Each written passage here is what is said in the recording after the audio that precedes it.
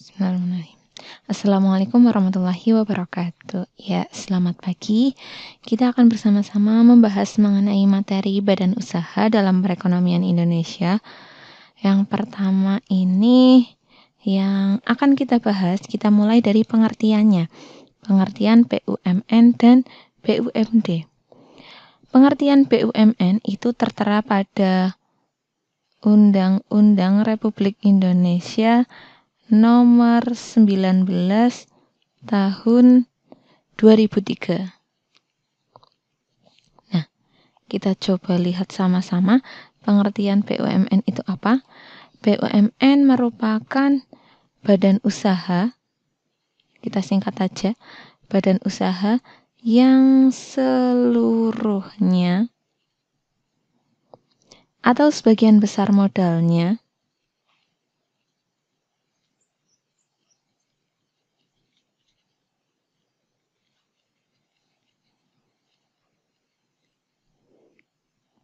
dimiliki oleh negara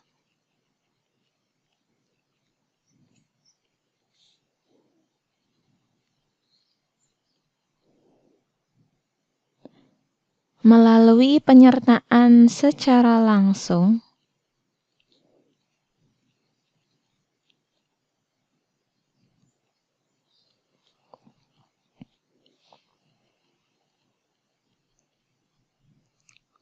yang berasal dari kekayaan negara yang dipisahkan.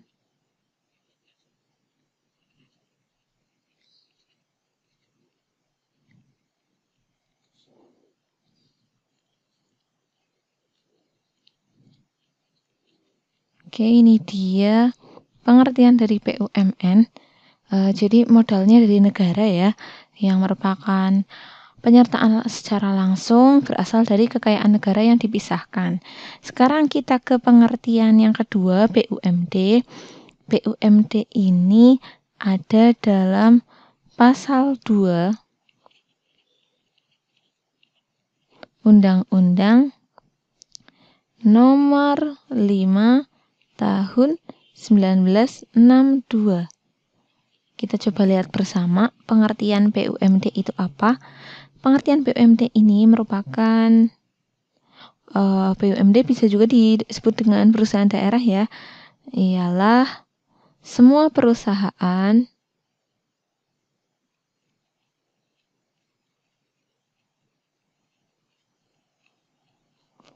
yang didirikan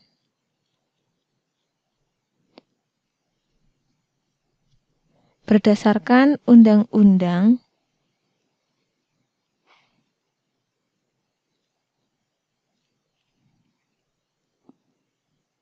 yang seluruh modalnya atau sebagian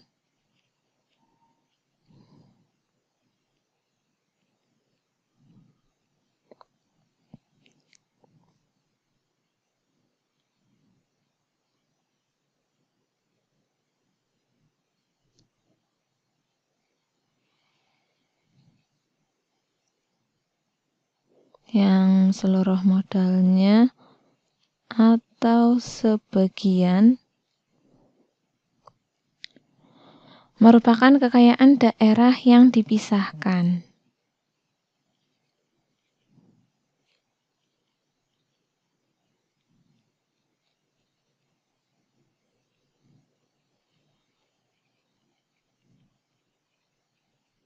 Oke, ini dia pengertiannya. Jadi ada titik poin utama di sini kalau yang negara dapat dari kekayaan negara yang dipisahkan modalnya, sedangkan di badan usaha milik daerah atau yang dinamakan dengan perusahaan daerah dari kekayaan daerah yang dipisahkan. Kita lanjutkan ke bagian yang kedua, peran BUMN dalam perekonomian dan peran BUMD dalam perekonomian. Kita mulai dari peran BUMN terlebih dahulu. Peran BUMN dalam perekonomian ini apa? Nah, BUMN dalam perekonomian nasional ini punya peran penting, yaitu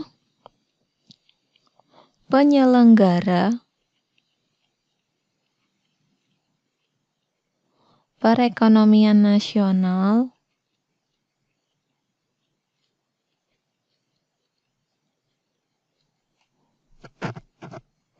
guna mewujudkan kesejahteraan masyarakat.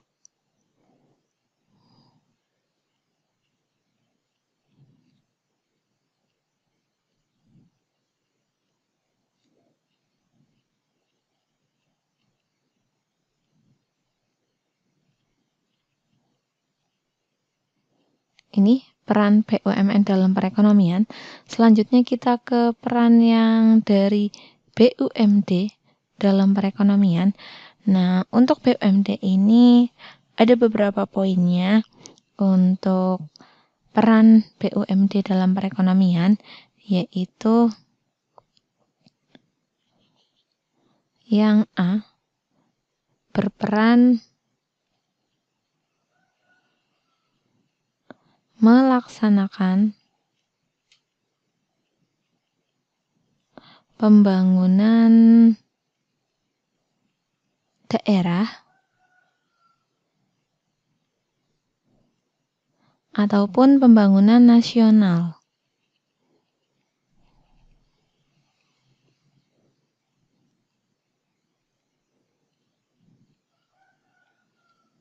Sedangkan peran BUMD yang kedua, peran BUMD yang kedua adalah berperan sebagai salah satu sumber pendapatan asli daerah.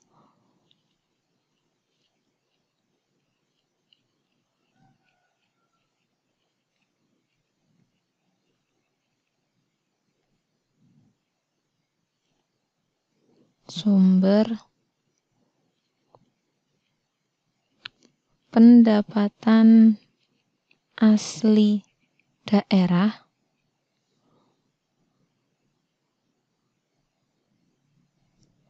dan ini biasanya sering disingkat juga dengan sebutan PAD ya, dan ikut berpartisipasi dalam pembangunan perekonomian daerah.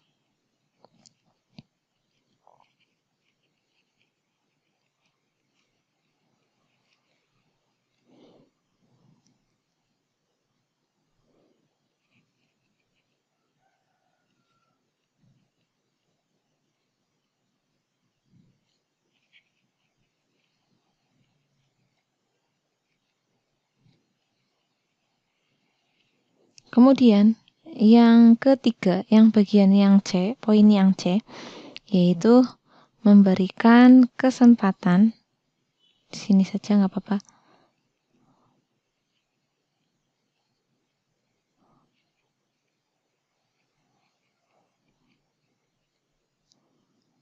berusaha bagi masyarakat.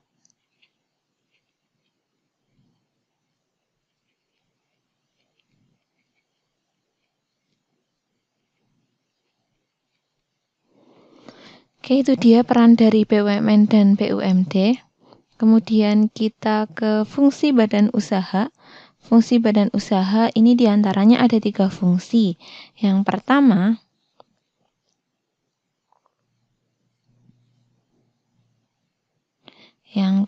fungsi badan usaha adalah fungsi komersial.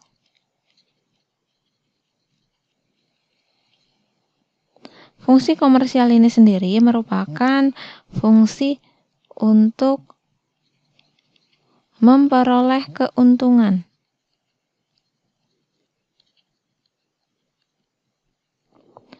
Supaya keuntungan dari badan usaha itu dapat tercapai, kita mempunyai sasaran yang ditetapkan dengan menerapkan fungsi manajemen.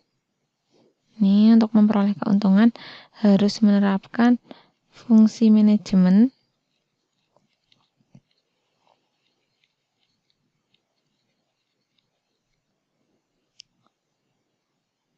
yaitu fungsi manajemen yang bisa digunakan untuk mencapai tujuan.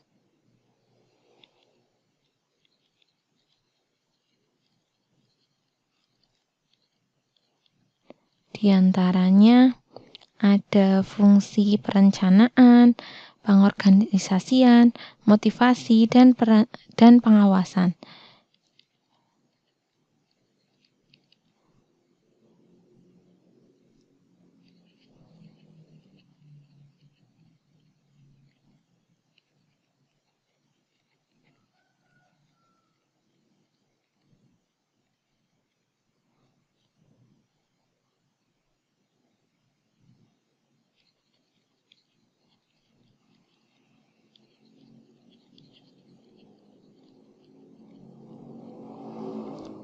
Kemudian fungsi yang dapat diterapkan untuk menerapkan fungsi komersial. Yang B ada fungsi operasional.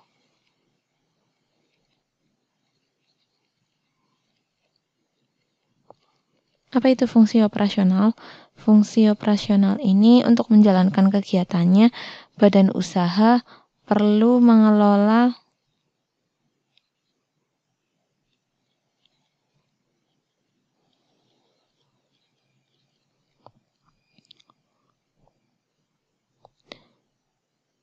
sumber daya manusia, lalu produksi,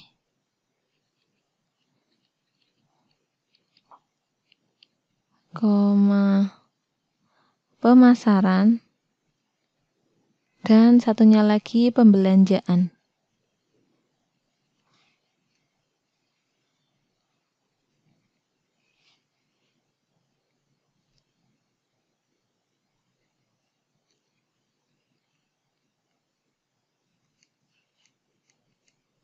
Oke, itu dia fungsi operasional. Kita ke bagian yang kedua, yaitu fungsi sosial.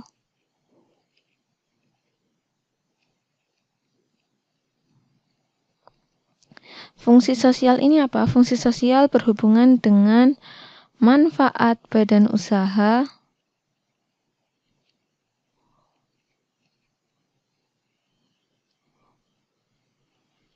secara langsung atau tidak langsung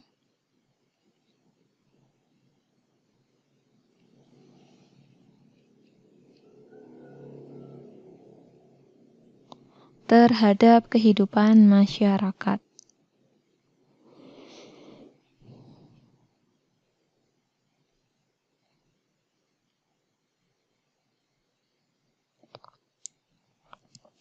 Oke, perlu kalian ketahui pada fungsi sosial ini biasanya bisa kita lihat dari penggunaan tenaga kerja yang memprioritaskan lingkungan sekitar ataupun menyangkut dengan keberadaan badan usaha, pasti memperhatikan keamanan lingkungannya, seperti polusi ataupun kerusakan lingkungan yang dihasilkan agar seminimal mungkin dan pengolahan limbahnya. Kemudian yang ketiga ada fungsi badan usaha dalam pembangunan ekonomi.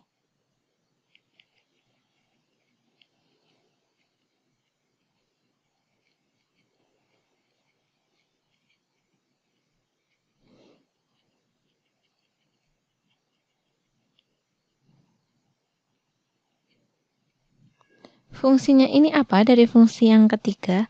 Fungsinya badan usaha merupakan mitra pemerintah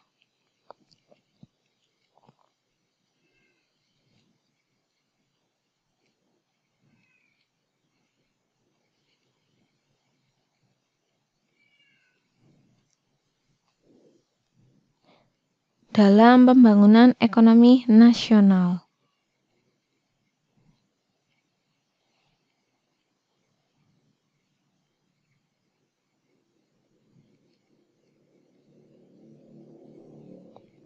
Oke, ini dia fungsi dari badan usaha dalam pembangunan ekonomi. Kita lanjutkan ke bentuk badan usaha milik negara. Badan usaha milik negara ini awalnya sebelum tahun 2003 ke atas itu masih ada badan usaha bentuk Perjan, Perum, Persero.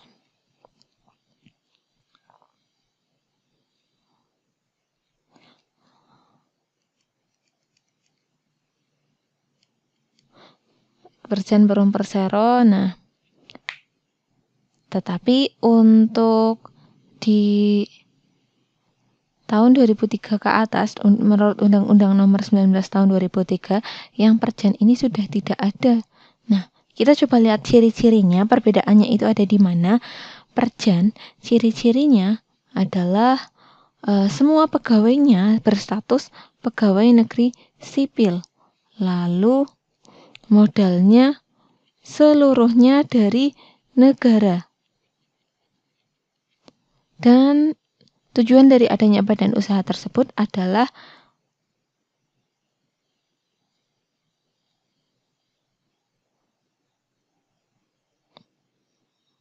melayani kepentingan umum.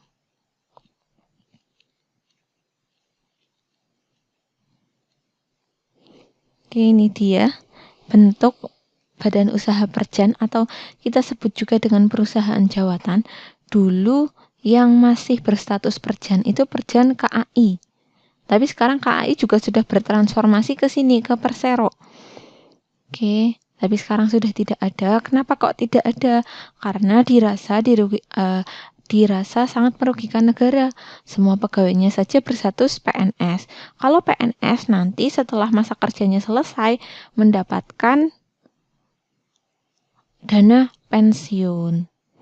Dan modalnya seluruhnya dari negara, tujuannya full hanya untuk melayani kepentingan umum. Kita lanjut ke bagian yang kedua. Perum, perusahaan umum. Ini status pegawainya berstatus perusahaan perseorangan.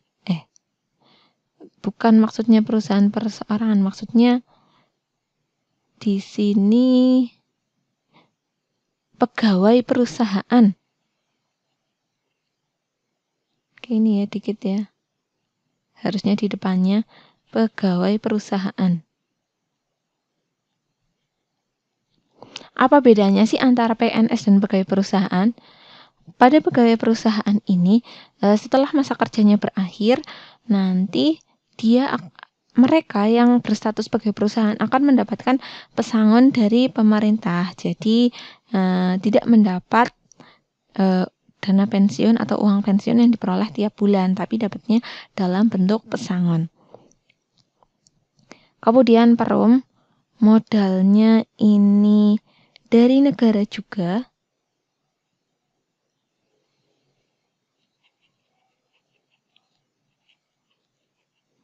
Modal dari kekayaan negara yang dipisahkan, tetapi mungkin untuk besarannya tidak sepenuhnya dari KAI. Jadi ini mungkin tidak full, tapi sebagian besar dari negara. Sedangkan perum tujuannya itu ada dua, yaitu melayani kepentingan umum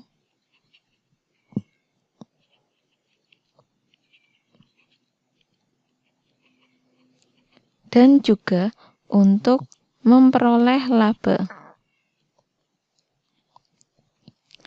Perum ini nama lainnya dari perusahaan umum ya.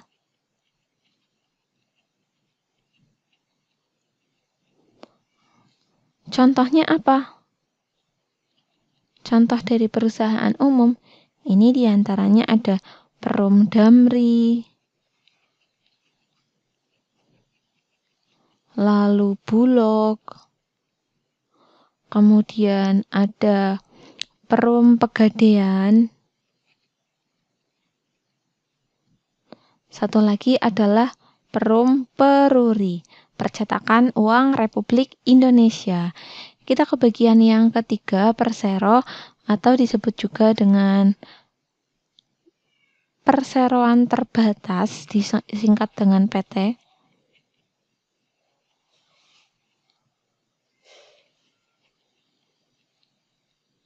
Kita coba lihat ciri-cirinya. Persero ini sama, pegawainya berstatus pegawai perusahaan.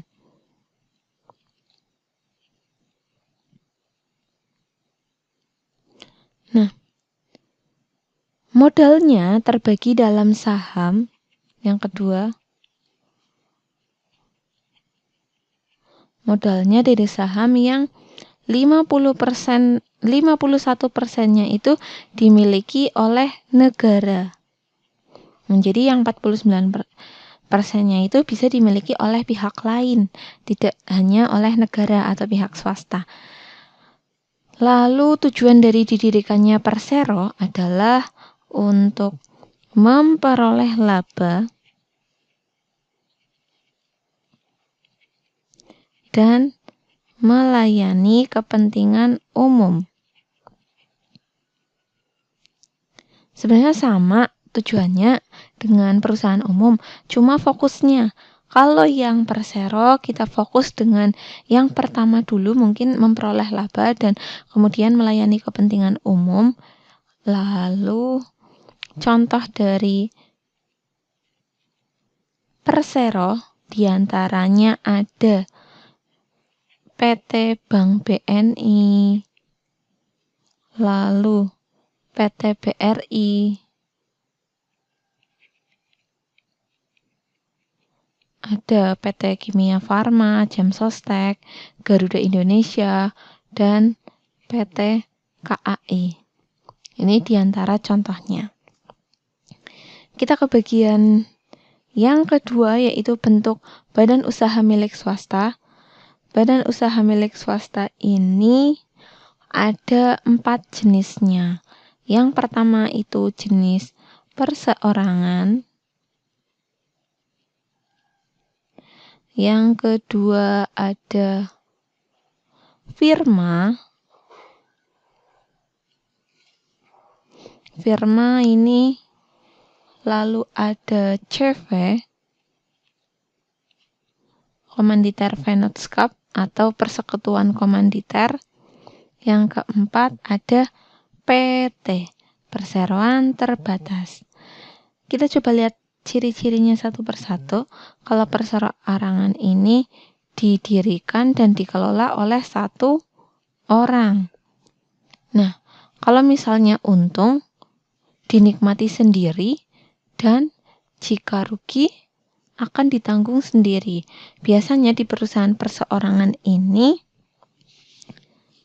kekayaan pribadi dari pemilik usaha tersebut ikut dalam usaha. Jadi agak riskan kalau nanti kekayaan pribadinya habis untuk pembentukan atau untuk mengelola badan usaha perseorangan. Cuma ya senangnya keuntungannya dinikmati sendiri maksimal ya. Tidak dibagi-bagi bersama orang lain. Tapi kekurangannya juga jika rugi biasanya kekayaan pribadi ikut untuk menutup ya. Kemudian firma ini mempunyai ciri-ciri di mana didirikan oleh 2 orang dengan nama bersama. Kemudian sekutunya di sini aktif semua. Aktif dalam mengelola dan memberikan modal.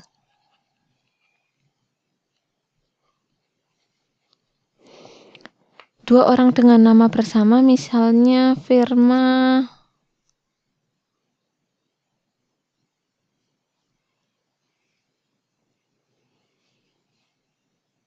Andi Budi, firma AB, atau bisa juga nama firma yang lain, misal firma Jaya Sakti, karena yang mendirikan itu Jaya dan Sakti. Ini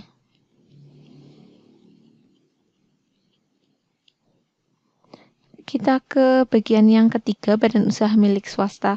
Yang ketiga, CV, Komanditer Vennootschap atau disebut juga dengan persekutuan komanditer. Ini bisa didirikan oleh 2 orang atau lebih, di mana dalam CV ini terdapat sekutu aktif dan sekutu pasif. Kita coba lihat perbedaannya. Sekutu aktif di sini adalah sekutu yang aktif mengelola kegiatan perusahaan. Sedangkan pada sekutu pasif, dia hanya memberikan modal saja. Ini pada CV. Biasanya tanggung jawabnya otomatis dipisahkan, ada yang cuma ngasih modal, ada juga yang mengelola perusahaan. Kemudian PT. PT ini merupakan badan usaha yang didirikan oleh beberapa orang. Atau bisa juga 2 orang atau lebih. Beberapa orang berbadan hukum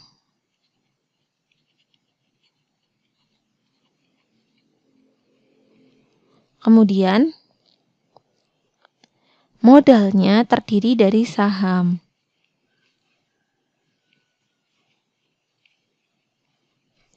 Nah, ini di PT ini juga hampir sama seperti CV, ada sekutu aktif dan sekutu pasif. Ada yang aktif mengelola kegiatan perusahaannya dan ada juga yang hanya memberikan modal saja.